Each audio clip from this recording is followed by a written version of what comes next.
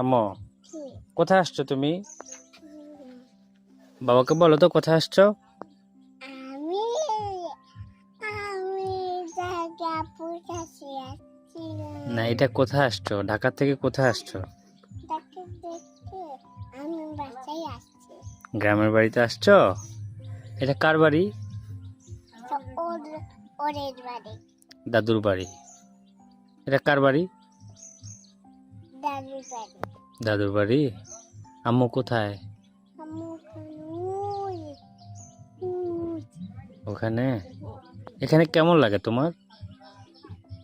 টাকা এখানে কেমন লাগে তোমার? এই এই জায়গায় কেমন লাগে? ভালো লাগে?